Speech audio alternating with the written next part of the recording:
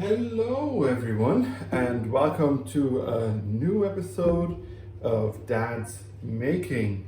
Today we will be making, as the title says, a Moroccan mint syrup cake. Now, I've already prepared my mint syrup here. What you need for the syrup is roughly 200 milliliters of water, 100 grams of sugar, 1.5 cups of roughly chopped fresh mint, 75 grams of butter. You can put in if you want, you can leave that out, I didn't use that. 180 grams of honey, just to sweeten it. You can adjust the sweetness, of course, by reducing the honey or the sugar, or mixing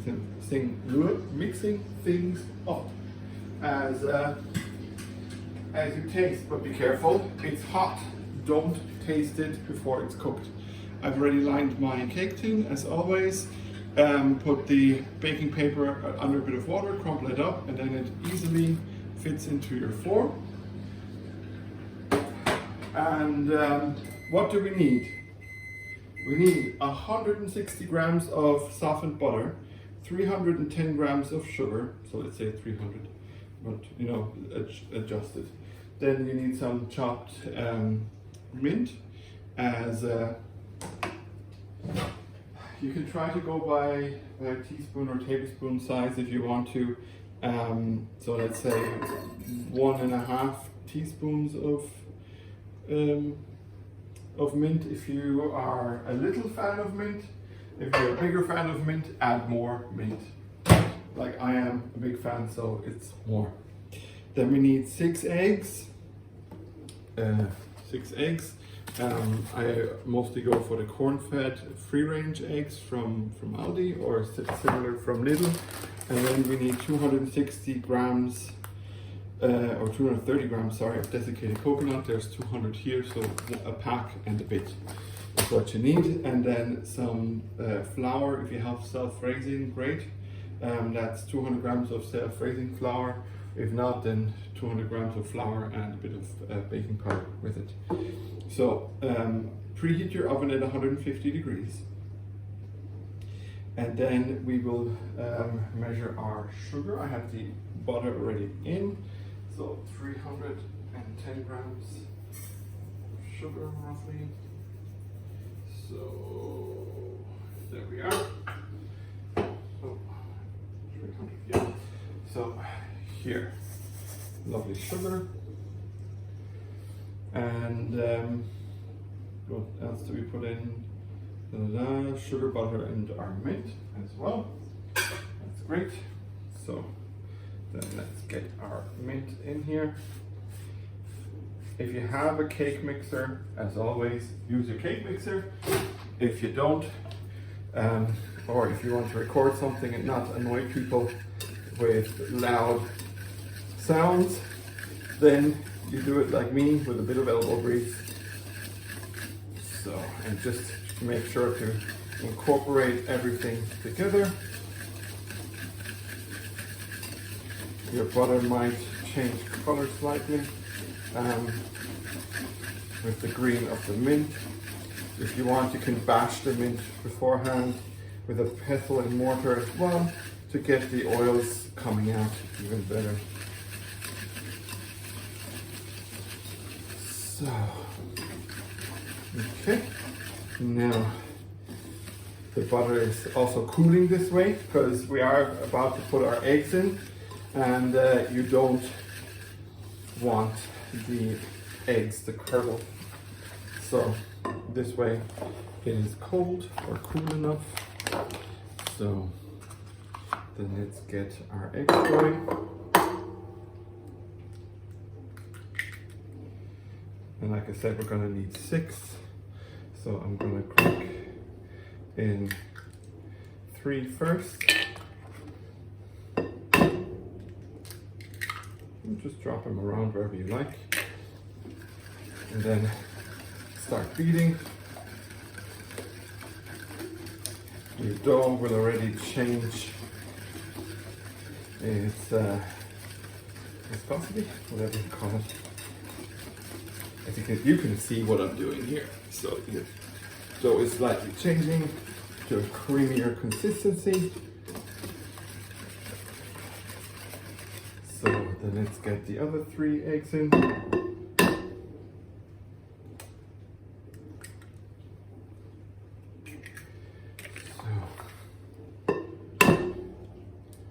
1, 2,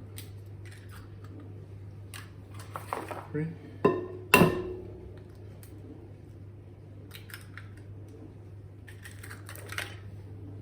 Now I'm going to wash my hands real quick because I did get a bit of egg, or a good bit of egg on it, and the pandemic has taught us anything, making sure that things are clean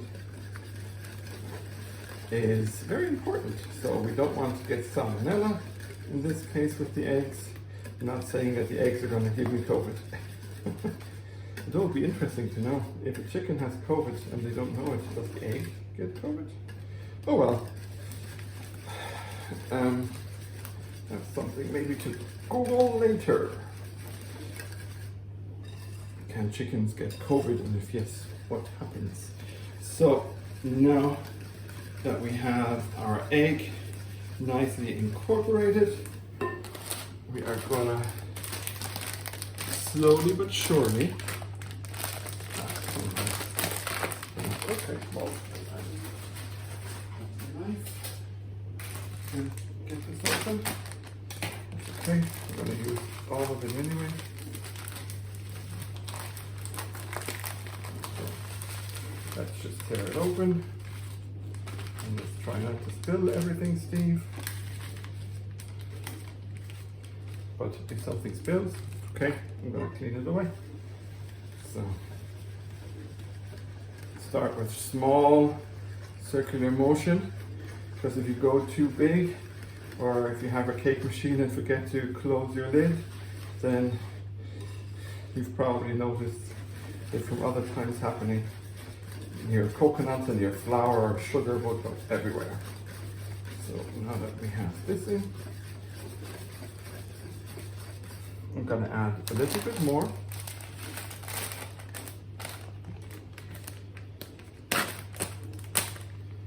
I also was thinking of adding in coconut milk, but I'm going to leave the coconut milk probably out depending on how moist or dry our dough is. If the dough is a bit dry looking, then I can always add the coconut milk, and if not, then I keep that with the desiccated coconut, and we'll make a nice custard later, which you can find in my videos in the playlist for Dan's making. So let's hold it sideways and just go through a bit rougher. Okay, so next we need our 200 grams of flour. I'm using the flour from Lille. You can use flour wherever you like. Like I said, it is beneficial if your flour is self-raising. If it's not, like I bought the one that's plain, then you need to add a bit of baking powder to your mixture. So I'm gonna incorporate that slowly so that it doesn't go over the sides.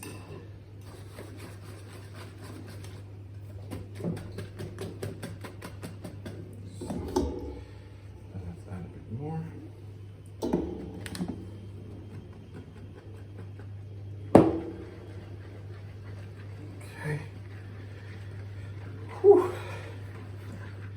Bit of a workout, all this stirring. That's okay. We all need to move a bit more, I'd say, in these COVID times.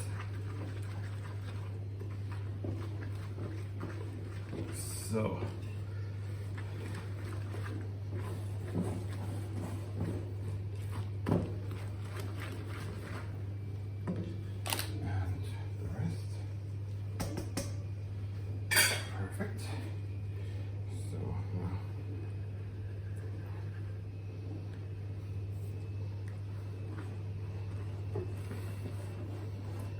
the moisture that you have in here is only coming from your eggs at the moment. So depending on your egg size, this may change so too much, but I think we're actually right on the money. This is a bit like a lemon drizzle cake, where you drizzle the lemon in later when it's baked. So, okay, perfect. So let's move these things out of the way. And get our form. Ta-da. Also have some flaked almonds for later, but like the syrup, I'm going to put it to the side, or them to the side. Then where is my trusty spatula? My trusty spatula. So.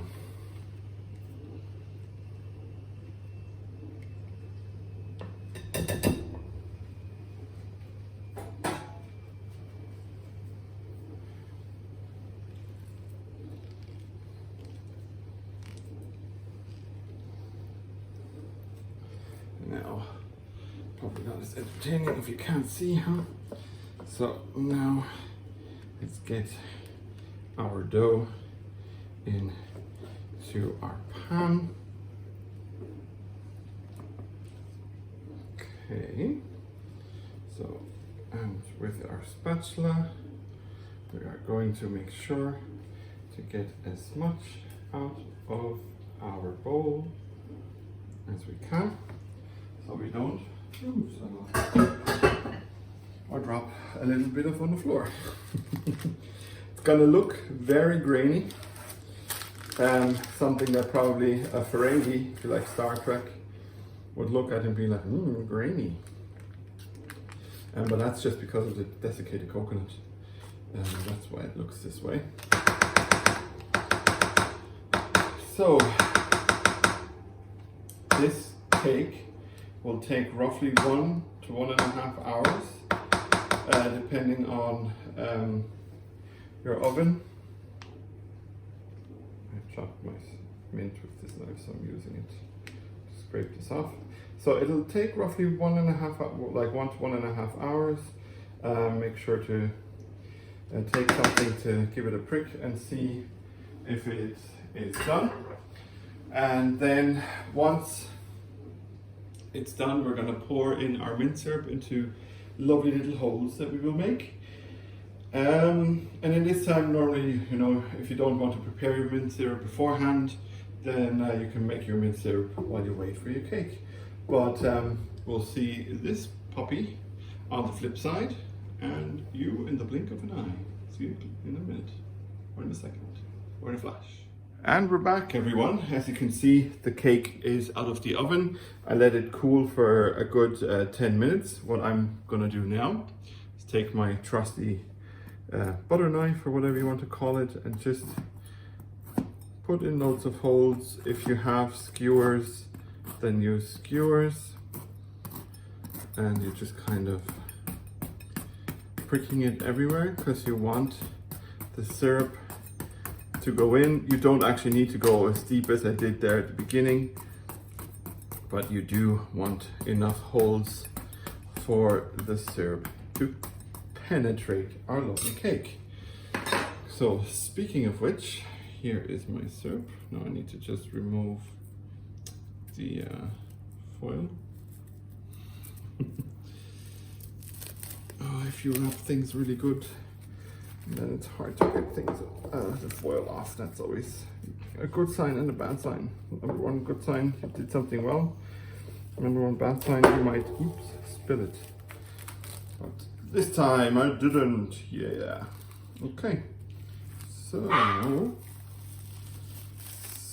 now comes the syrup, and let's do this while my dogs are barking. Sorry, 1 second. Close the door so they can continue whatever they're doing in their area. But as you can see now, all the lovely syrup Just make sure that we get it everywhere. Here's a little area that hasn't gotten any. So, great. So, perfect. As you can see, we've nicely poured our syrup over there, over our cake. And the last step that we will be doing is making a nice topping with our flaked almonds, some butter and some honey. Let me quickly check. Like 75 grams of butter, 180 grams of honey, and this here, and then it will be a great topping. But first, I need to go over to the oven to heat, or to the stove, and heat things up, and I'll be right back with you. And we're back. So we've combined our 75 grams of butter with 180 grams of lovely honey and 180 grams of sliced almonds. And now, while this is still hot, you know, it needs to be stirred through, so all our nuts are nice and covered in honey. If you want to roast them beforehand, sure, why not? If you prefer different nuts, you can try that too. And now what we're going to do is we are going to spread this out nicely and cover the top of our cake with lovely almonds like this.